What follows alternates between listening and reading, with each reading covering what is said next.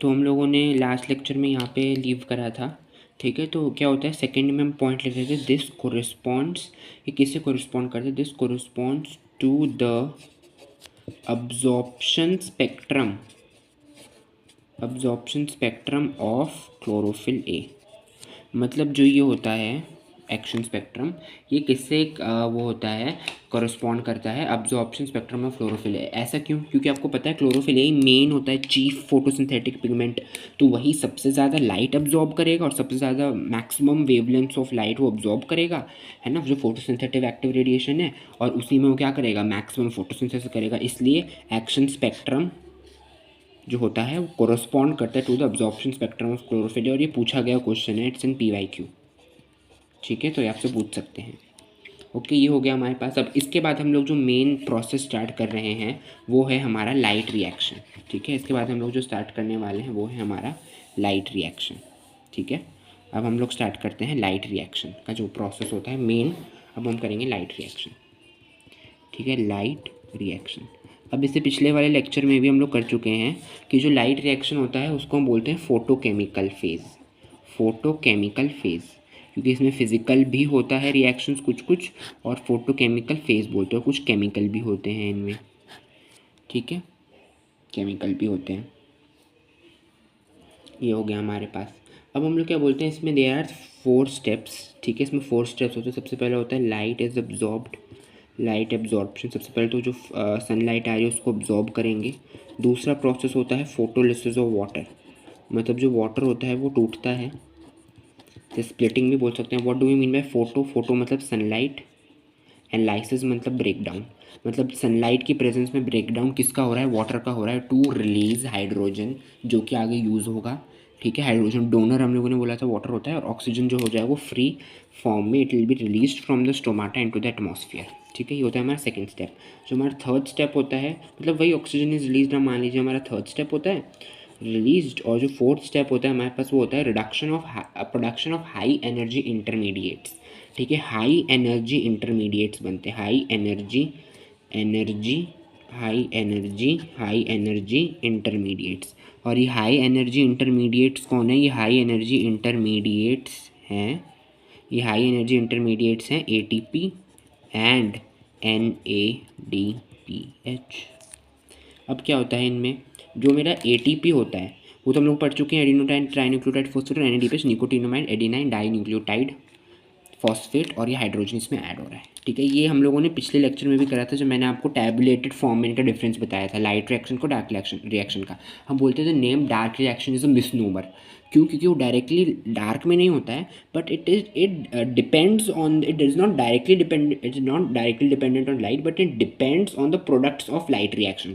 और वो light reaction के प्रोडक्ट्स क्या होते हैं, ATP एंड NADPH, और इन्हीं को हम लोगों ने हाई एनर्जी इंटरमीडिएट्स बोला है, क्योंकि इनके बॉन्ड्स में एनर्जी स्टोर्ड है। आपको पता है ATP का स्ट्रक्चर हम लोग बायोमोलिक्यूल्स में भी पढ़ते हैं, और जब हम लोग उसका आते हैं DNA RNA मॉलिक्यूलर बेसिस करते हैं तभी हम करते हैं। आपको बड़ा शॉर्ट में जस्ट फ्यू जिस्ट अगर मैं आपको दूँ ATP का स्ट्रक्चर कैसा होता है, आपको पता है एडिनिन जो होता है हमारा एक वो होता है नाइट्रोजनस बेस होता है, इट्स इन प्यूरिन, ठीक है। ये मेरा प्यूरिन होता है, तो उसमें सबसे पहले अगर मान लीजिए ये मेरा क्या है, मेरा ATP बनाना है, तो ये मेरा क्या होगा, शुगर है, ठीक है, मेरा ये राइबोज शुगर है।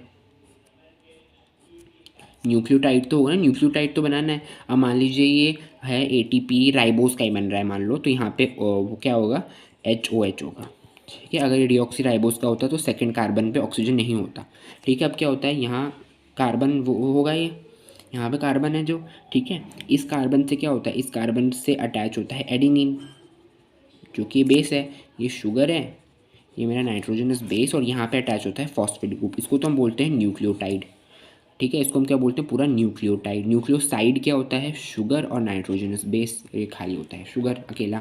अब ये जो न्यूक्लियोटाइड है, अगर यहाँ पे एक फॉस्फेट के बजाय अगर मैं 3 फॉस्फेट ग्रुप्स लगा दूँ, इसको हम बोल देते हैं ATP। This is a structure, it's a very simple structure of ATP। अब एडेनिन का भी प्रॉपर स्ट्रक्चर होता है, एडेनिन प्यूरिन है, तो इसमें 2 रिंग्स मिलती हैं, 2 हेट्रोसाइक्लिक रिंग्स होती हैं, ठीक है। Anyways we are not going into that detail, ATP का स्ट्रक्चर भी नहीं पूछते, बस मैंने आपको बता दिया कि हाई एनर्जी इंटरमीडिएट से इसलिए बोल रहे हैं क्योंकि उसके बॉन्ड्स में एनर्जी स्टोर्ड है ना, इसके बॉन्ड्स में क्या एनर्जी स्टोर्ड है। अब जब हम इस बॉन्ड को ब्रेक करेंगे, यहाँ से जब इस बॉन्ड को ब्रेक करेंगे, ठीक है, टर्मिनल ब्रेक करेंगे, यहाँ से ब्रेक करेंगे, तो एनर्जी रिलीज होगी ना, सो हाई एनर्जी इंटरमीडिएट्स हम बोलते हैं इन्हें। अब हम मेन आते हैं, अब हम लोग आते हैं फोटो सिस्टम्स पे। इसके बाद एनसीईआरटी में जो है वो है फोटो सिस्टम्स। अब देखिए फोटो सिस्टम मैंने आपको पिछले लेक्चर में बताया जब हम एमर्सन कर रहे थे, जब मैंने एमर्सन साइंटिस्ट के बारे में आपको बताया था। आगे में पढ़ेंगे एमर्सन, उसका पूरा नाम है एमर्सन रेड ड्रॉप एक्सपेरिमेंट, ठीक है। तो वहाँ पे मैंने आपको बताया था फोटो सिस्टम क्या होता है। अब हम फोटो सिस्टम को जो है डिस्कस करते हैं डिटेल में, ठीक है। This is photo system. और फोटो सिस्टम को हम क्या बोलते हैं, फोटोसिंथेसिस यूनिट, क्योंकि यहीं पे क्या होता है मेरा फोटोसिंथेसिस होता है। इसको हम क्या बोलते हैं, फोटोसिंथेसिस यूनिट, इसको हम बोलते हैं फोटो सिस्टम। अब फोटो सिस्टम में होते हैं दो कंपोनेंट्स। एक तो होता है इसका रिएक्शन सेंटर, ध्यान से सम पढ़िएगा इसको। एक होता है इसका रिएक्शन सेंटर, ठीक है। रिएक्शन सेंटर में क्या आता है, क्लोरोफिल ए मॉलिक्यूल, क्योंकि वो मेन चीफ फोटोसिंथेटिक पिगमेंट है जो फोटोसिंथेसिस कर रहा है। और एक होता है मेरा LHC। LHC को हम बोलते हैं लाइट हार्वेस्टिंग कॉम्प्लेक्स। देखिए ये फ्लो चार्ट बड़े ध्यान से पढ़िए, ठीक है, बड़ा कन्फ्यूजन होता है इसमें।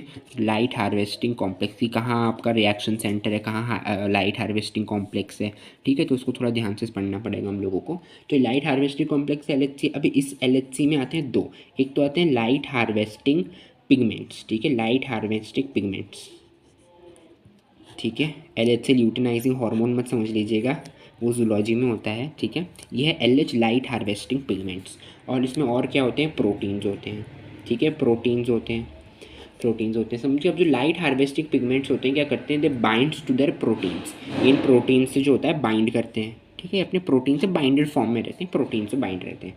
अब जो LHC होता है, दे कंसिस्ट ऑफ, जो लाइट हार्वेस्टिंग कॉम्प्लेक्स होता है, this consist of hundreds of pigments molecules bound to their products, bind to their proteins, ठीक है, बाइंड टू देयर प्रोटीन्स।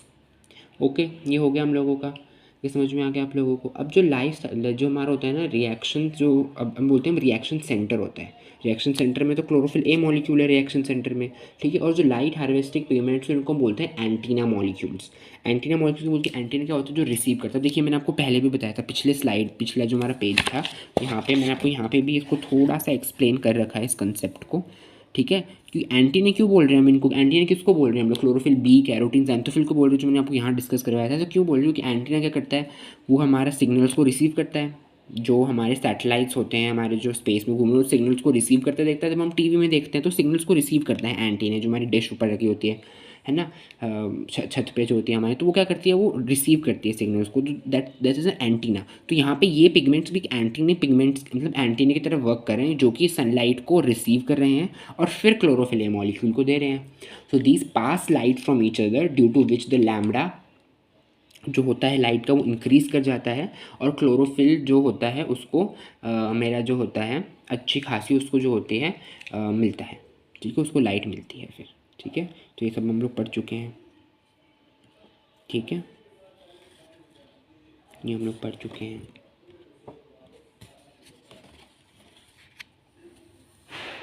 ये रहा, ठीक है, ये रहे हमारे लाइट हार्वेस्टिंग पिगमेंट्स, ये सब पढ़ चुके हैं। तो ये हो गया हमारा, ये होता है पूरा हम लोगों का light harvest photo system on the photosynthesis unit, ठीक है। एक छोटा सा डायग्राम बना लें अगर हम फोटो सिस्टम का, तो कैसे होता है, यहाँ पे मेरे पास रिएक्शन सेंटर है जहाँ पे क्लोरोफिल ए मॉलिक्यूल है, ठीक है, और आसपास ढेर सारे मेरे पास क्या हैं, लाइट हार्वेस्टिंग कॉम्प्लेक्स है जिनमें लाइट हार्वेस्टिंग पिगमेंट से bind to the protein, hundreds of light harvesting pigment to the protein. अब लाइट आती है तो क्या करती है, वो इनके पास जाती है, इसके पास जाएगी, इसके पास जाएगी, इसके पास जाएगी, इस पर जाएगी, फिर रिएक्शन सेंटर के पास जाएगी, ठीक है। तो एंटीना मॉलिक्यूल की तरह सर्व करते हैं। सब क्यों होता है हम लोग पढ़ चुके हैं, फोटो ऑक्सीडेशन से प्रिवेंट करने के लिए। अब हम लोग पढ़ते हैं फोटो सिस्टम के टाइप्स, ठीक है। There are 2 types of photo system, इसको भी ध्यान से समझिए, हमें आगे काम आएगा जब हम साइक्लिक नॉन साइक्लिक फोटोफॉस्फोरिलेशन पढ़ेंगे, ठीक है। तो photo system there are two types. एक होता है फोटो सिस्टम 1 जिसको हम PS1 बोलते हैं, एमर्सन ने हमें होता है ना PS1 PS2 मैंने आपको लिखा था, तो हम यहाँ इसको डिस्कस कर रहे हैं, PS1 एंड PS2। जो PS1 होता है इसमें रिएक्शन सेंटर जो होता है क्लोरोफिल ए होता है, ठीक है, chlorophyll A is a reaction centre, और इसका जो पीक अब्जॉर्प्शन आता है 700 नैनोमीटर पे। और जो फोटो सिस्टम 2 होता है इसमें भी क्लोरोफिल ए ही होता है रिएक्शन सेंटर में, इसका जो होता है मैक्सिमम अब्जॉर्प्शन पीक जो आता है वो आती है आपकी 680 नैनोमीटर्स पे, ठीक है। तो इसलिए इस रिएक्शन सेंटर को हम लोग क्या बोलते हैं, इसको हम बोलते हैं P700, ठीक है, और इसको हम बोलते हैं P680, समझ गए आप? इतना समझ में आ गया आप लोगों को? ठीक है, अब जो बोलते हैं हम ध्यान से समझिए, फोटो सिस्टम 1 और फोटो सिस्टम 2 की लोकेशन क्या है। लोकेशन अगर आप उनकी लोकेशन समझोगे ना, तभी हम इनका वो पढ़ पाएंगे फोटो इसमें साइक्लिक में और नॉन साइक्लिक फोटो फॉस्फोरिलेशन में। तो उसका लोकेशन ध्यान से समझिए, हम writing with a red pen. Photo system जो मार्कर है, तो इसमें क्या होता है, जो फोटो सिस्टम 1 होता है वो क्या होता है, it is present in the non appressed region. Non appressed region, non appressed region होता है ऐसा रीजन जो मतलब किसी दो रीजन्स के बीच में नहीं है वो चीज़, ठीक है। इट्स नॉट अप्रेस्ड, कोई चीज़ उसके ऊपर नहीं हो, किसी चीज़ के बीच में सैंडविच नहीं है। इट्स नॉन अप्रेस्ड रीजन, आप समझ लीजिए। जो कि आप समझ लीजिए दैट इज़ का सिंबल होता है, that is outer surface of thylakoid. Outer surface of thylakoid, thylakoid के आउटर सरफेस पे होता है, ठीक है। अगर इसका हम डायग्राम बना ले, कहाँ कहाँ होता है photo system 1, non appressed region कौन सा होगा। मान लीजिए अगर ये मेरा एक ग्रैनम है, पिछले लेक्चर में ग्रैना सारा कन्फ्यूजन क्लियर हो गया था, ठीक है। ये है मेरा स्ट्रोमा लैमेले, तो यहाँ पे मिलेगा फोटो सिस्टम 1, फोटो सिस्टम 1 यहाँ मिलेगा, यहाँ मिलेगा। ये अप्रेस्ड पार्ट होता है, ये अप्रेस्ड है ना बीच में, यहाँ पे ऊपर में, तो यहाँ पे नहीं मिलता फोटो सिस्टम 1। फोटो सिस्टम 2 मिलता है यहाँ पे। फोटो सिस्टम 2 कहाँ मिलता है, फोटो सिस्टम 2 मिलता है मेरे को अप्रेस्ड रीजन में। फोटो सिस्टम 2 मिलता है मेरे को appressed region, that is the inner surface. Appressed region कौन सा होगा, अप्रेस्ड रीजन होगा मेरा inner surface of thylakoid. Inner surface of thylakoid मतलब कि वो थाइलाकॉइड के इनर सरफेस पे मिलता है फोटो सिस्टम 2, मतलब वो यहाँ पे मिलेगा। वो कहाँ पे मिलेगा, वो मिलेगा आपको यहाँ पे मिल जाएगा, यहाँ पे मिल जाएगा, यहाँ पे मिल जाएगा, तो नॉन अप्रेस्ड रीजन में मिलेगा, ठीक है। तो ये हो गया हम लोगों का सारा फोटो सिस्टम का, हमने पिगमेंट्स पढ़ लिए, ठीक है। अब और आगे पढ़ते हैं। फोटो सिस्टम 1 जो होता है, लोकेशन में मैं आपको बता चुका हूँ कहाँ कहाँ होता है। एक तो ग्रैना में होता है और स्ट्रोमा लैमेले में होता है, ठीक है। यही है दूसरा पॉइंट। और सेकंड पॉइंट क्या है, it is present only in the grana only, सिर्फ ग्रैना में ही प्रेजेंट होता है, ठीक है। अप्रेस्ड नॉन अप्रेस्ड सारा अच्छे से पढ़ लीजिए। अब नेक्स्ट बहुत इंपॉर्टेंट है, इसको ध्यान से समझिए, ध्यान से। आगे अगला जो पॉइंट ऑफ डिफरेंस आ रहा है फोटो सिस्टम 1 और फोटो सिस्टम 2 के बीच में, that's a very important point, ठीक है। That's a very important point of difference. Photo system 1 क्या होता है, photo system 1 participates in the cyclic and non cyclic flow of electron, that is cyclic photophosphorylation और non cyclic photophosphorylation. अभी क्या होता है इसको हम पढ़ेंगे आगे, प्रॉपर हम लोग इसको डिटेल में पढ़ेंगे। अभी सिर्फ फिलहाल एक पॉइंट के लिए, just for the sake of writing the point, आप इसको लिख लीजिए कि जो फोटो सिस्टम 1 होता है, it participates in both cyclic and non-cyclic photophosphorylation, non-cyclic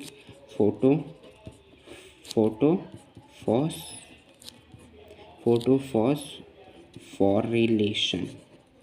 अभी क्या होते हैं हम आगे पढ़ेंगे, ठीक है। और जो फोटो सिस्टम 2 होता है वो सिर्फ नॉन साइक्लिक फोटोफॉस्फोरिलेशन में पार्ट करता है, only in non cyclic photophosphorylation, ठीक है। समझ में आ गया आप लोगों को?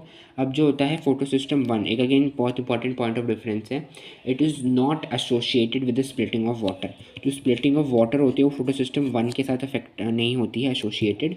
मतलब जो फोटो सिस्टम 2 होता है वो करता है स्प्लिटिंग ऑफ वाटर, मतलब यहाँ से ऑक्सीजन का रिलीज होता है, रिलीज ऑफ ऑक्सीजन, ठीक है। समझ में आ गया आप लोगों को? ओके, ये हो गया हम लोगों का मेन कंसेप्ट यहाँ पे, ठीक है। नॉन साइक्लिक में सिर्फ पार्ट लेगा। अब मैं आपसे कंसेप्ट पूछूं, देखिए जो फोटो सिस्टम 2 है वो सिर्फ नॉन साइक्लिक में पार्टिसिपेट कर रहा है और फोटो सिस्टम 2 ही ऑक्सीजन रिलीज़ करता है, इसका मतलब साइक्लिक फोटोफॉस्फोरिलेशन में ऑक्सीजन रिलीज़ नहीं होता, ठीक है। ये बात अब हम लोग, अब आपको समझ में आ गई होगी, ठीक है। हम आगे इसको डिटेल में डिस्कस भी करेंगे एनीवेज, पर आपको इतना पता होना चाहिए, ठीक है। अभी आपको यहाँ से पता चल गया होगा। अब हम इसके बाद चलते हैं आगे, दिस इज़ वेरी इंपॉर्टेंट ये होता है हम लोगों का, ठीक है, काफ़ी इंपॉर्टेंट आपको याद रखना है। अब फोटो सिस्टम 1 और 2 नाम किस बेसिस पे होता है, डिस्कवरी के बेसिस पे। सब it was photo system 1 was discovered first, इसको was discovered first and this was discovered second, obviously इसको सेकेंड डिस्कवर करा था, तो इसका नाम फोटो सिस्टम 2 है।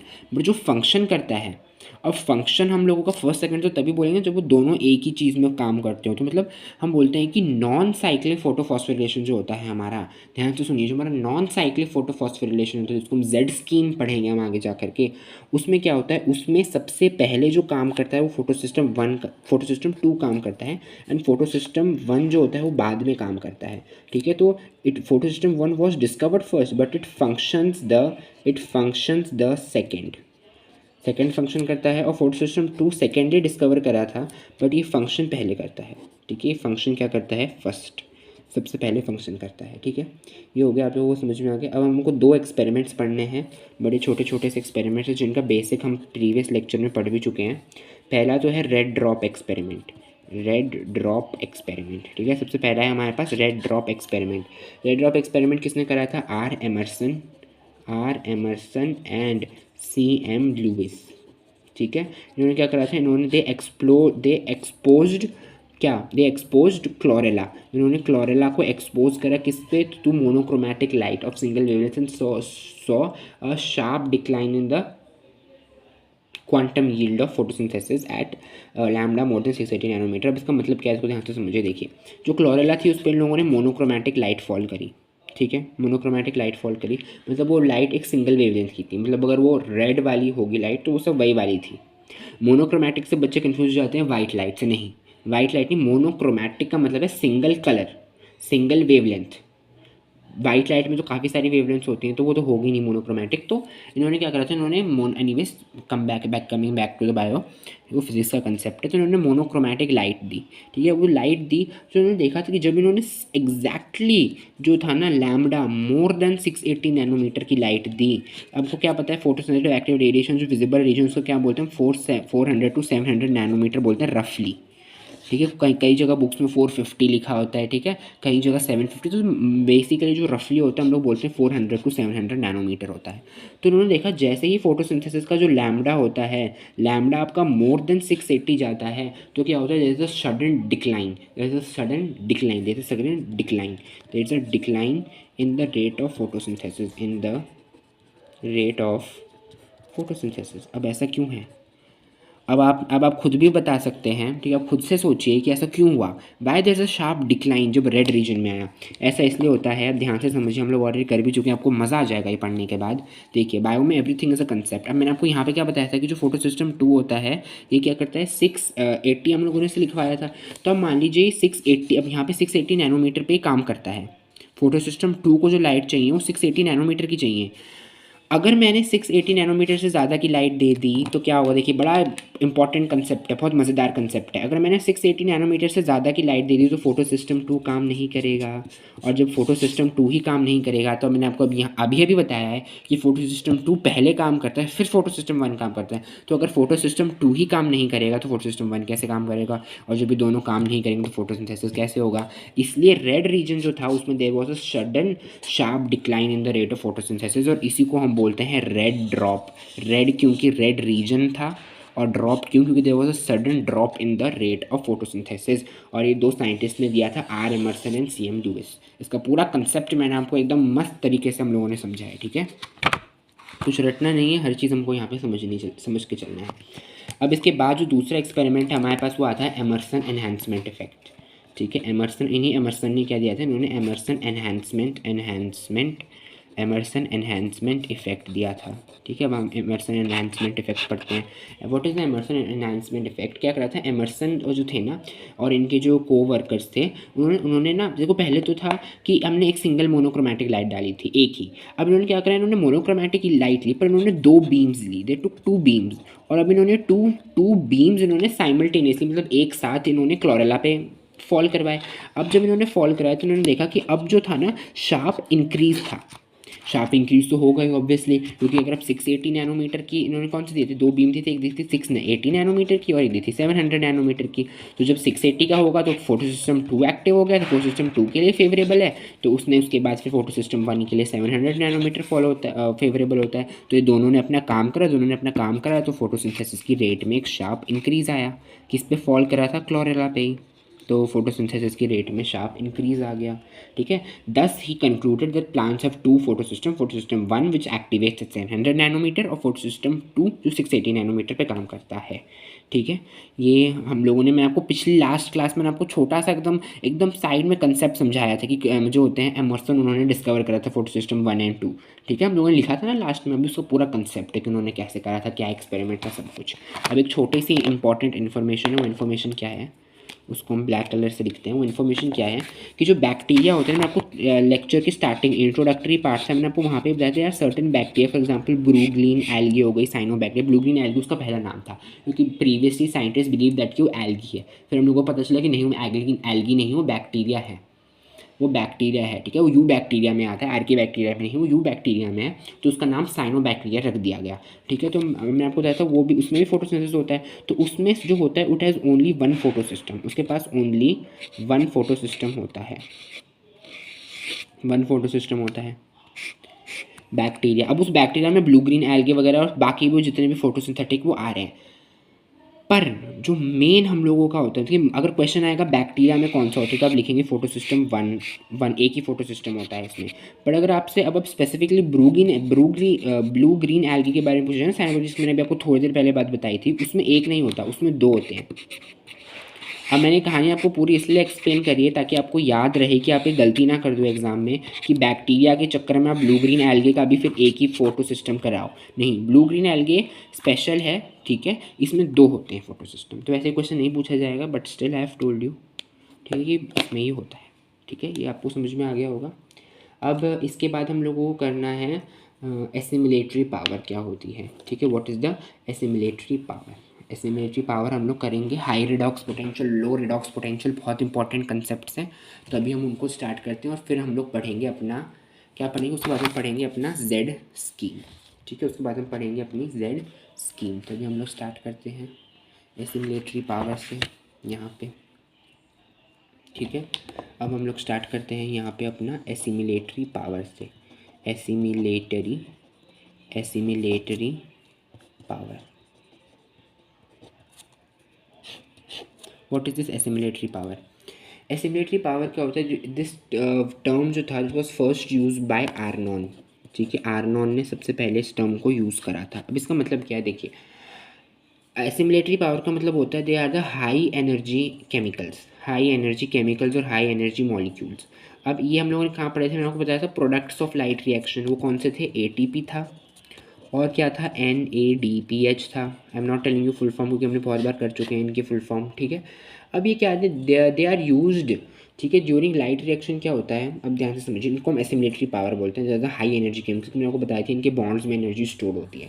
अब हम लोग क्या बोलते हैं, ड्यूरिंग द लाइट रिएक्शन, जो मेरा लाइट रिएक्शन हो रहा है, तो लाइट रिएक्शन के दौरान क्या होता है, देखिए, रिडक्शन आपको बताया ना, NADP जो होता है वो साइटोप्लाज्म में है, मेरे पास पड़ा हुआ है। अब क्या होता है लाइट रिएक्शन में, जो वो H वाटर से जो H डोनर था, वो H क्या करता है, मतलब जो H हाइड्रोजन थे, तो उसमें क्या होता है, इलेक्ट्रॉन ट्रांसपोर्ट सिस्टम से, ठीक है, ETS जो होता है उससे, जो हम लोग पढ़ेंगे आगे, ETS हम कहाँ पढ़ेंगे, इलेक्ट्रॉन ट्रांसपोर्ट सिस्टम जो होता है हम लोग पढ़ेंगे उसमें, हम लोग पढ़ेंगे रेस्पिरेशन वाले चैप्टर में, जो इसका अगला चैप्टर वहाँ पे हम पढ़ेंगे क्रेब्स साइकिल वगैरह, इलेक्ट्रॉन ट्रांसपोर्ट सिस्टम अच्छे से हम पढ़ेंगे। पर आपको ये समझना पड़ेगा कि NADP में क्या होता है, हाइड्रोजन ऐड होता है और ये रिडक्शन होता है, NADPH बनता है इसका via the electron transport system ETS से बनता है इलेक्ट्रॉन ट्रांसपोर्ट सिस्टम। वहाँ अलग अलग कॉम्प्लेक्स पढ़ेंगे, कॉम्प्लेक्स 1 2 3 4 5, ठीक है, ये सारे कम्प्लेक्सेस हम पढ़ेंगे।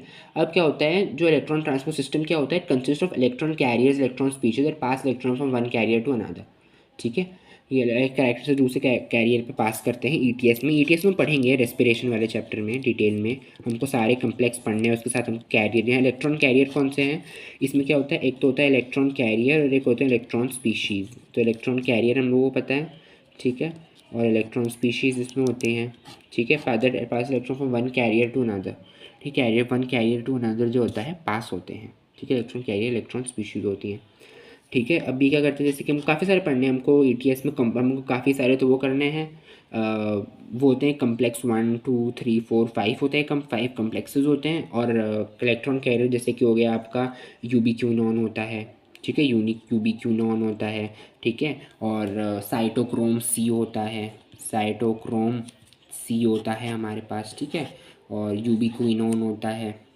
ठीक है। तो हमको काफ़ी सारे पढ़ने हैं, वो हम लोग इस चैप्टर का पार्ट नहीं है, वो रेस्पिरेशन वाले चैप्टर का पार्ट है, जो हम वहाँ पढ़ेंगे तब हम उसको सेपरेटली डील करेंगे। अभी आपको समझना, आपको एक डाउट आएगा कि क्यों पास करते हैं इलेक्ट्रॉन को, एक हम बोलते हैं कम्प्लेक्स से दूसरे में, क्यों ऐसे इलेक्ट्रॉन पास होते हैं। Electrons are pass due to the redox potential, ठीक है। रिडॉक्स पोटेंशियल क्या होता है, देखिए आपने केमिस्ट्री में पढ़ा होगा। Redox potential is nothing but, बहुत इंपॉर्टेंट कंसेप्ट है, इट इज़ द एबिलिटी, ये क्या होती है, एबिलिटी होती है of electron species to accept an electron and get reduced. मतलब एबिलिटी होती है ऑफ एन इलेक्ट्रॉन स्पीशीज, किस चीज़ के लिए होती है, कि वो इलेक्ट्रॉन को एक्सेप्ट करे और क्या हो जाए, इलेक्ट्रॉन को एक्सेप्ट करने के बाद वो रिड्यूस हो जाए। ठीक है। इसको मेजर किस में हम करते हैं, इसको हम मेजर करते हैं मिली वोल्ट्स या मिली वोल्ट्स में। ठीक है, इसको मेजर करते हैं वोल्ट्स में या मिली वोल्ट्स में। ठीक है। अब क्या होता है, जिसको मान लो आप कोई स्पीशीज़ ए है, ठीक है, और एक स्पीशीज़ बी है, यहाँ पे आ जाइए, स्पीशीज़ बी है, ठीक है। अब क्या होता है, स्पीशीज़ ए जो है वो मान लीजिए लो रिडॉक्स पोटेंशियल पे है। लो रिडॉक्स पोटेंशियल की, क्योंकि उसकी लो रिडॉक्स पोटेंशियल से अब आपको डेफिनेशन मैंने आपको बता दिया। इसका मतलब क्या है, लो रिडॉक्स पोटेंशियल से कि स्पीशीज़ ए की एबिलिटी कम है as compare to species B to accept the electron and to get reduced. Species B की एबिलिटी ज़्यादा है, तो ये क्या हो जाएगी, हाई रिडॉक्स पोटेंशियल। तो जो इलेक्ट्रॉन होते हैं वो फ्लो करते हैं आपके, वो कहाँ से कहाँ फ्लो करेंगे, इलेक्ट्रॉन्स जो आपके फ्लो करेंगे वो फ्लो करेंगे आपके लो रिडॉक्स पोटेंशियल से हाई रिडॉक्स पोटेंशियल की तरफ। ठीक है, ये समझ में आ गया आप लोगों को। ये तो हुआ पहला कंसेप्ट। ठीक है, ये समझ में आ गया आप लोगों को, सारा मेन कंसेप्ट है। ये इसके बाद हम लोग करते हैं एनर्जी कन्वर्जन जो होती है ना, वो क्या होती है। अब हम आगे फोटोफॉस्फोरिलेशन समझेंगे, उसमें आपको क्या है, फोटोफॉस्फोरिलेशन उसका नाम क्यों है। आगे हम नॉन साइक्लिक फोटोफॉस्फोरिलेशन करेंगे। फोटोफॉस्फोरिलेशन क्या होता है, देखिए ये तो था हमारी NADPH की कहानी, आपने पूरे NADPH की कहानी समझ ली, ETS वगैरह, रिडॉक्स पोटेंशियल वगैरह, हाई रिडॉक्स, लो रिडॉक्स, सब हम लोग पढ़ चुके हैं। अब ये जो ATP बनता है ना, ATP का कैसे बनता है, ATP का प्रोसेस को बोलते हैं, फॉर्मेशन के प्रोसेस को बोलते हैं फोटोफॉस्फोराइलेशन। फोटो तो मतलब in the presence of light, and phosphorylation का मतलब होता है ATP का फॉर्मेशन। तो ATP का फॉर्मेशन हो रहा है, फोटोफॉस्फोरिलेशन हो रहा है इन द प्रेजेंस ऑफ सनलाइट, तो उसको बोलते हैं फोटोफॉस्फोरिलेशन। ठीक है। अब ये दो तरह का होता है, मैं आपको पिछले बार में बहुत देर से बात करते आ रहे हैं, साइक्लिक होता है एक तो, और दूसरा होता है नॉन साइक्लिक। अब आपको ये बात भी पता है, साइक्लिक में सिर्फ फोटो सिस्टम 1 इन्वॉल्व होगा, और नॉन साइक्लिक में फोटो सिस्टम 1 भी इन्वॉल्व होगा, फोटो सिस्टम 2 भी इन्वॉल्व होगा। ये हम ऑलरेडी जो है पढ़ चुके हैं। ठीक है, ये हम ऑलरेडी जो है लिख चुके हैं। ओके, ये समझ में आ गया आप लोगों को। अब हम लोग आते हैं मेन जो होता है हमारा नॉन साइक्लिक फोटोफॉस्फोरिलेशन। तो उसके लिए मैंने बेसिक सा थोड़ा सा जो है लेआउट जो होता है, मतलब वो मैंने बना रखा है ताकि हमारा थोड़ा सा टाइम सेव हो जाए। जस्ट इसमें हम लोग फिल कर लेंगे। ठीक है, इसमें हम लोग क्या करेंगे, फिल कर लेंगे। तो ये होती है हमारी पूरा नॉन साइक्लिक फोटोफॉस्फोरिलेशन। इस तरह से डायग्राम आप देखेंगे NCERT में होगा। ठीक है, जस्ट टू सेव टाइम मैंने इस तरह से ब्लॉक्स वगैरह बना लिया, इसको फिल हम अभी करेंगे। ठीक है, ताकि थोड़ा टाइम सेव हो जाए। तो अब हम लोग यहाँ पे क्या पढ़ेंगे, अब हम लोग यहाँ पे पढ़ेंगे पूरा नॉन साइक्लिक फोटोफॉस्फोरिलेशन। सबसे पहले देखिए, एक छोटी से छोटी चीज़ I explain you. Photophosphorylation short form में लिखा है, समझ लीजिएगा। नॉन साइकिल क्यों बोल रहे हैं, देखिए ये साइकिल नहीं है ना, कि यहाँ पे साइकिल यहाँ से स्टार्ट हुई और यहाँ पे ख़त्म हो गई। ठीक है, तो this is non cyclic photophosphorylation. और इस नॉन साइक्लिक फोटोफॉस्फोरिलेशन को बोलते हैं जेड स्कीम। इसको हम जेड स्कीम क्यों बोल रहे हैं, आपको ये इंग्लिश के जेड अल्फ़ाबेट की तरह दिख रहा है। देखिए ये इस तरीके से जेड की एक लाइन है, फिर ये दूसरी लाइन है, इस तरह से देखो, ये रहा इस तरीके से, और ये रहा, देखो जेड बन रहा है। ऐसे अल्फ़ाबेट बनाते हैं हम लोग, जेड ऐसे जेड बनाते हैं, तो आपको टेढ़ा जेड दिख रहा है, ये इसको हम इसलिए हम इसको बोलते हैं जेड स्कीम। ठीक है, इसको हम क्या बोलते हैं, जेड स्कीम। अब इसको हम जेड स्कीम बोलते हैं, तो सबसे पहले इसमें क्या होता है, देखिए यहाँ पे होता है मेरा, यहाँ पे देखिए, यहाँ पे होता है फोटो सिस्टम 2। तो जैसे ही फोटो सिस्टम 2 पे सनलाइट फॉल होती है, ठीक है, सनलाइट फॉल हुई 680 नैनोमीटर वाली, ठीक है, 680 नैनोमीटर पे ये करता है वर्क। तो इसने क्या करा, अब मैंने आपको पहले हमने डिफरेंस में भी करा था कि जो फोटो सिस्टम 2 होता है that is associated with the splitting of water. तो ये क्या करेगा, एक वाटर तुरंत एक वाटर मॉलिक्यूल को तोड़ देगा। तो उसने वाटर मॉलिक्यूल को तोड़ दिया, तो यहाँ से उसको मिल गया 2H+ और 2 इलेक्ट्रॉन इसको मिल गए, और एक ऑक्सीजन इसने रिलीज़ कर दिया, ये नेसेंट। तो ये ultimately in the form of O2 release हो जाएगा स्टोमाटा से। Ultimately in the form of O2 release हो जाएगा आपके स्टोमाटा से। तो इसकी तो कहानी हमको नहीं पढ़नी। अब बचे हमारे ये 2 प्रोटॉन, H+ क्या होता है, प्रोटॉन, और 2 इलेक्ट्रॉन, क्योंकि हाइड्रोजन जो होता है हमारे पास, यहाँ पे बताऊँ थोड़ा सा, जो हमारा हाइड्रोजन होता है उसमें तो एक ही प्रोटॉन होता है और एक प्रोटॉन होता है और एक इलेक्ट्रॉन होता है। तो अगर उसका एक इलेक्ट्रॉन भी हटा दे तो क्या बटा, बस प्रोटॉन ही तो बचा। तो H+ क्या है हमारे पास, 2 प्रोटॉन है 2 इलेक्ट्रॉन है। अब जो ये प्रोटॉन होते हैं दे गो टूवर्ड्स द ल्यूमेन। क्यों जाते हैं ल्यूमिन की तरफ, वो उसका अगला हम लोग प्रोसेस पढ़ेंगे कीमो ऑस्मोटिक हाइपोथेसिस, वो वहाँ पढ़ेंगे। ठीक है, फिलहाल के अब यहाँ वापस आ जाते हैं। अब क्या हुआ, वो ये था इसने करा, ठीक है। अब क्या होता है, एक्साइट हुए इलेक्ट्रॉन, तो एक्साइटेड इलेक्ट्रॉन यहाँ आ गए, ये क्या होगा, एक्साइटेड हो गया स्टेट, ये क्या होगा, एक्साइट हो गया। अब एक्साइट के बाद ये जो इलेक्ट्रॉन्स होते हैं पास करते हैं हमारे फियोफाइटिन से। इस ब्लॉक में क्या फिल होगा, फियोफाइटिन। फियोफाइटिन क्या होता है, it is the primary electron acceptor. किसने इलेक्ट्रॉन को एक्सेप्ट करा है सबसे पहली बार, तो क्या होता है, प्राइमरी इलेक्ट्रॉन एक्सेप्टर। फियोफाइटिन के बाद हमारे पास आता है प्लास्टोक्विनोन। प्लास्टोक्विनोन प्लास्टोक्विनोन जो होता है, ये होता है हमारा mobile carrier. It is the mobile carrier, मतलब ये मूव कर सकता है, मोबाइल होता है, फिक्स नहीं होता, मूव कर सकता है। ठीक है, और फिर इसके बाद हमारा नेक्स्ट ब्लॉक में क्या आएगा, साइटोक्रोम B6F। ठीक है, इसके बाद हमारे पास क्या आएगा, यहाँ पे क्या आएगा, प्लास्टोसाइनिन। ठीक है, प्लास्टोसाइनिन भी मोबाइल होता है और ये ब्लू इलेक्ट्रॉन कैरियर होता है। देखिए साइनिन आ गया ना वर्ड, तो क्या होता है, ये ब्लू इलेक्ट्रॉन कैरियर होता है, कैरियर होता है। ठीक है, इसके बाद हमारे पास किसके पास आ गया, अब आता है फोटो सिस्टम 1 के पास। अब फोटो सिस्टम 1 ने यहाँ एक्साइटेड, यहाँ पे था एक्साइटेड P680, यहाँ पे एक्साइटेड फोटो सिस्टम 1 क्या हो जाएगा, ये भी एक्साइटेड स्टेट है, एक्साइटेड स्टेट P700 है पर ये। ठीक है, इसके बाद क्या आ गया, इसके बाद आ गया FES के बाद क्या आ गया हमारे पास, फेरो फेरो फेरोडॉक्सिन। ठीक है, और यहाँ से हमारा क्या प्रोड्यूस हो जाएगा, NADP+। ठीक है, NADP+ होगा। अब NADP+ हमारा प्रोड्यूस हो जाएगा। ठीक है, ये हो गया हमारा। और इसके बाद क्या होता है, NADP+, और यहाँ पे क्या होता है, NADP रिडक्टेज एंजाइम होता है। वो NADP रिडक्टेज एंजाइम क्या करता है, वो NADP रिडक्टेज एंजाइम NADPH और H+ ऐसे बन जाता है फिर। ठीक है, ये ऐसे बन जाता है हमारा। ओके, ये जो थोड़ा ना कंसेप्ट है यहाँ का, अब इसको यहाँ परेशान मत होइए, इसको हम अगेन मैं अब साइड में एक्सप्लेन करूँगा, इसको आपको साइड में हम इसको पढ़ेंगे कि क्या यहाँ पे यहाँ तक कन्फ्यूजन होती है, इसको हम अलग से पढ़ेंगे। फिलहाल के लिए आप आ जाइए मेन जो हमारा नॉन साइक्लिक फोटोफॉस्फोरेशन था, इसको हम जैसे यहाँ ऊपर गए ना एक्साइट होकर, इसको हम बोलते हैं अप हिल। अप हिल क्यों बोल रहे हैं, इसको बोलते हैं अप हिल, इसको बोलते हैं डाउन हिल। तो अप हिल डाउन हिल जो होता है ना, हम बोल देते हैं रिडॉक्स पोटेंशियल के बेसिस पे। ठीक है, रिडॉक्स पोटेंशियल के बेसिस पे हम बोल देते हैं कि अप हिल है, ये डाउन हिल है। ठीक है, एनर्जी में मत करिएगा, कंफ्यूज मत होइएगा, काफ़ी हम लोग क्या करते हैं, हम गलत कर देते हैं, एनर्जी नहीं, ये रिडॉक्स पोटेंशियल के बेसिस पे हम लोग बोल रहे हैं। ठीक है, we are telling on this on the basis of the redox potential. ठीक है, समझ गए आप लोग, ये होता है हमारा मेन कंसेप्ट। ठीक है, तो ये था हमारा सारा का सारा नॉन साइक्लिक फोटोफॉस्फोरेशन में इस तरह से जाता है। अब जैसे कुछ पॉइंट्स है, जैसे कि बोथ फोटो सिस्टम 1 और फोटो सिस्टम 2 वर्क करते हैं सीरीज़ में। फोटो सिस्टम 1 पहले काम, फोटो सिस्टम 2 पहले काम करता है, फोटो सिस्टम 1 बाद में काम करता है। ठीक है, both the photosystems are connected by the ETS, जो दोनों फोटो सिस्टम होते हैं इलेक्ट्रॉन ट्रांसपोर्ट सिस्टम है, इससे कनेक्टेड होते हैं। ठीक है, अब क्या होता है कि यहाँ पर फोटो सिस्टम 2 है, यहाँ फोटो सिस्टम 1 है, इलेक्ट्रॉन जो ट्रांसपोर्ट होती है connected by the electron transport.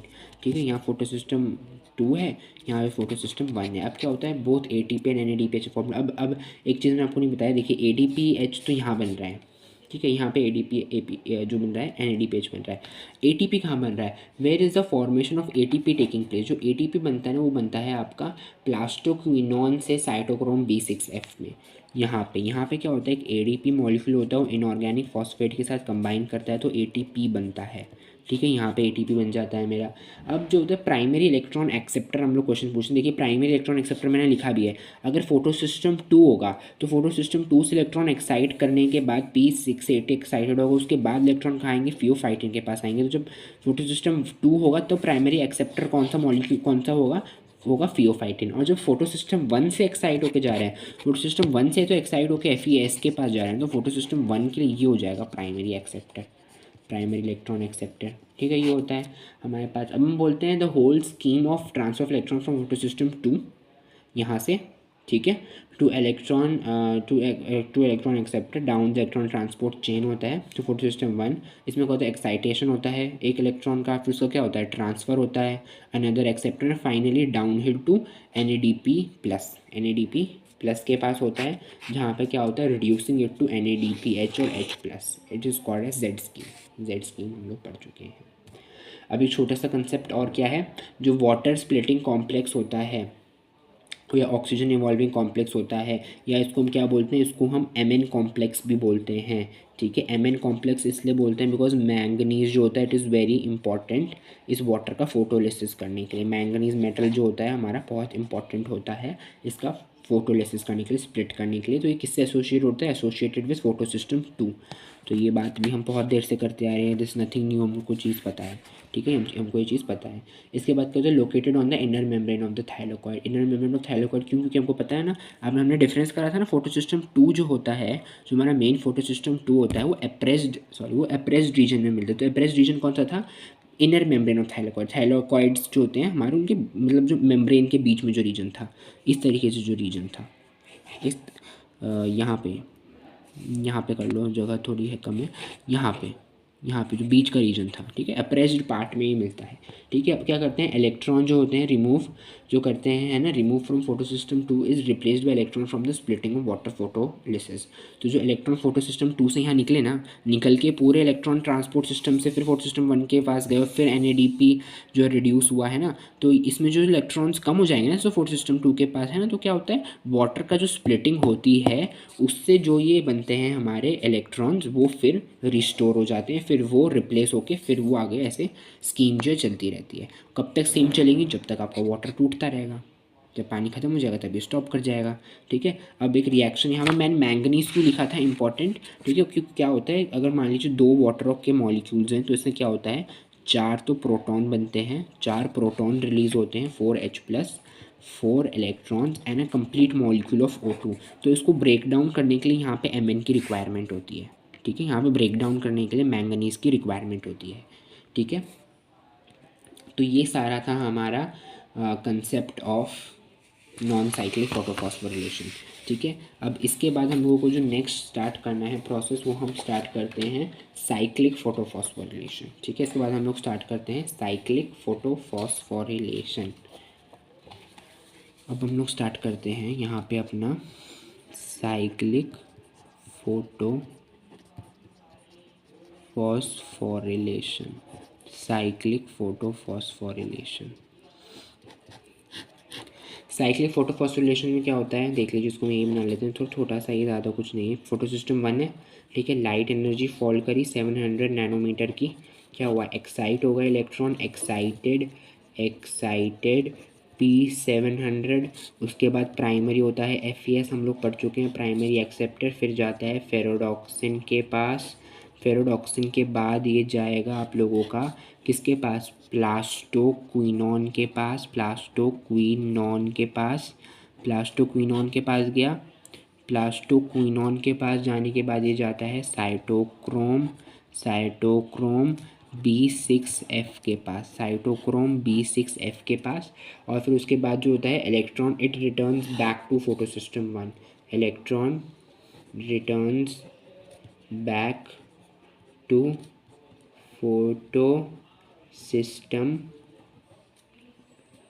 1। ये कहाँ कर होता है, साइक्लिक फोटोफॉस्फोरिलेशन में सिर्फ फोटो सिस्टम 1 इन्वॉल्व होता है।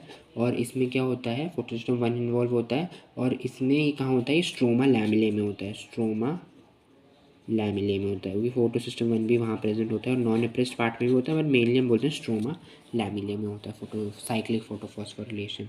ठीक है, ये समझ में आ गया, इतना समझ में आ गया आप लोगों को कंसेप्ट। इसलिए क्योंकि इलेक्ट्रॉन बैक रिटर्न करके ना, इसलिए हम इसको साइक्लिक बोलते हैं, बिकॉज साइकिल की तरह से रिपीट करता रहेगा। ठीक है, इलेक्ट्रॉन, अब इसमें क्या होता है देखिए, जो नॉन साइक्लिक था उसमें तो हम लोगों का ATP भी बन रहा था और NADPH भी बन रहा था, पर जो साइक्लिक होता है उसमें ओनली ATP इज़ फॉर्म्ड, सिर्फ ATP बनता है, इसमें NADPH करके कुछ भी नहीं बनता है, NADPH इसमें नहीं बनता, सिर्फ ATP बनता है। इसको हम साइक्लिक इसलिए बोलते हैं क्योंकि क्या होता है, फोटो सिस्टम 2 एब्सेंट है, और इसमें जो फोटो सिस्टम 2 एब्सेंट होता है, इसलिए इसमें NADPH रिडक्टेज एंजाइम भी होता है, नहीं होता है, NADP रिडक्टेज एंजाइम नहीं होता। आपको याद है जो मैंने आपको बताया था, मैं आपको अलग से एक्सप्लेन करूँगा पिछले वाले इस पे स्लाइड में, जब हम लोगों ने यहाँ करा था, Z स्कीम पढ़ा था हम लोगों ने। अगर मैं आपको दिखाऊँ, यहाँ पे देखिए कहाँ पे करा था हम लोगों ने, ये देखिए यहाँ पे यहाँ पे ऐसे करके मैंने आपको दिखाया था ना। तो ये जो NADP रिडक्टेज एंजाइम होता है, तो NADP रिडक्टेज एंजाइम भी प्रेजेंट नहीं होता है किसमें, साइक्लिक फोटोफॉस्फोरिलेशन में, ठीक है। तो NADP ATP नहीं बनता है, और क्योंकि NADPH रिडक्टेज एंजाइम नहीं होता है तो फिर NADPH भी फॉर्म नहीं होगा, तो कोई NADPH+ और H+ का फॉर्मेशन नहीं होता है इसमें, ठीक है। ये एंजाइम में सिर्फ ATP फॉर्म होती है। और साइक्लिक के लिए जो वेवलेंथ होनी चाहिए वो लाइट की, वो 700 नैनोमीटर, वो 680 नैनोमीटर से ज़्यादा होनी चाहिए, मतलब 700 नैनोमीटर की लाइट फॉर्म होनी चाहिए, क्योंकि फोटो सिस्टम 1 उसी पे जो होता है वर्क करता है, ठीक है। ये आपको समझ में आ गया। अब छोटा सा हमारा है टॉपिक नेक्स्ट है कि हम लोग को साइक्लिक और नॉन साइक्लिक के बीच में डिफरेंस करना है। इसके बाद विल एंड दिस लेक्चर, इसके बाद हम लोग पढ़ेंगे केमी ऑस्मोटिक हाइपोथेसिस, ठीक है। इसके बाद हम लोग एंड कर देंगे। तो एक छोटा सा टेबल बना लेते हैं डिफरेंसेस का, ठीक है। यहाँ पे हम लोग लेते हैं नॉन साइक्लिक फोटोफॉस्फोरिलेशन, और यहाँ पे हम लोग लेते हैं साइक्लिक फोटोफॉस्फोरिलेशन, ठीक है। नॉन साइक्लिक में सबसे पहले क्या होता है, नॉन साइक्लिक में फोटो सिस्टम 1 भी होता है इन्वॉल्व, फोटो सिस्टम 2 भी होता है इन्वॉल्व। साइक्लिक में सिर्फ फोटो सिस्टम 1 इन्वॉल्व होता है। ये कहाँ होता है, इसकी लोकेशन क्या है, ये होता है थाइलाकोइड मेम्ब्रेन में, ठीक है, थाइलाकोइड मेम्ब्रेन में, ग्रैनम बोल लीजिए बेसिकली। और ये कहाँ होता है, ये होता है स्ट्रोमा या स्ट्रोमा लैमिले में। इसमें जो होता है फोटो सिस्टम 1, इसमें आप लोगों को एक external source of electron is required. और एक्सटर्नल सोर्स ऑफ इलेक्ट्रॉन कौन सा होता है, वाटर की स्प्लिटिंग से तो मेरे को इलेक्ट्रॉन मिले थे, तो वो नॉन साइक्लिक में ज़रूरत होती है। बट साइक्लिक में there is no need of this external source, क्योंकि इसमें तो इलेक्ट्रॉन घूम के वापस ही आ रहा है ना, तो कंजर्व आप समझ लीजिए ऐसा हो रहा है, तो कंजर्व हो रहा है वो, है ना। तो वो साइकिल में बार बार आ रहा है क्योंकि साइक्लिक है, ठीक है। इसमें कोई नीडेड नहीं होता है एक्सटर्नल सोर्स। फोटोलिसिस जो होती है, हाँ होती है, इसमें वाटर की फोटोलिसिस होती है, क्योंकि फोटोलिसिस फोटो सिस्टम 2 से होता है, एसोसिएटेड 2 होता है इसमें, तो इसमें फोटोलिसिस भी होती है। और इसमें जो होता है, इसमें ऑक्सीजन इवोल्यूशन नहीं होता है, क्योंकि इसमें फोटो सिस्टम 2 इन्वॉल्व नहीं होता है, ठीक है। अब कंडीशंस क्या होती हैं, नॉन साइक्लिकल कंडीशंस जो होती हैं वो होती हैं एरोबिक कंडीशंस होनी चाहिए, aerobic and optimum light conditions, ठीक है, ऑप्टिमम लाइट कंडीशंस। और क्या होना चाहिए, there should be proper amount या प्रेजेंस ऑफ CO2 का प्रॉपर अमाउंट होना चाहिए, क्योंकि अगर CO2 नहीं होगा प्रॉपर तो फिर ये नहीं चलेगा ना, फिर प्रोसेस नहीं हो पाएगा। क्योंकि जो फिर आगे हम पढ़ेंगे केमी ऑस्मोटिक हाइपोथेसिस वगैरह, डार्क फिर केल्विन साइकिल वगैरह आते हैं ना, C3 साइकिल वगैरह, वो सब नहीं हो पाएगा ना। तो प्रॉपर हमको CO2 का अमाउंट चाहिए, तभी ये सारा प्रोसेस होगा नॉन साइक्लिक का। और जो ये होता है साइक्लिक फोटोफॉस्फोरिलेशन, ये होता है ऑपोजिट कंडीशंस में, एग्जैक्टली एनारोबिक होता है, एनारोबिक कंडीशंस होती हैं। ऑप्टिमम लाइट थी तो यहाँ पे लो लाइट इंटेंसिटी होती है, और यहाँ पे क्या होता है साथ में ऑक्सीजन, मतलब जो CO2 होती है हमारी, उसका वेरी लेस होता है, लो या वेरी पुअर प्रेजेंस, तो लो या वेरी पुअर CO2 होती है, ठीक है। तो ये होता है हमारा पूरा साइक्लिक एंड नॉन साइक्लिक का पूरा concept. I hope you understood this, and if you do and if you didn't, please like and subscribe to our channel.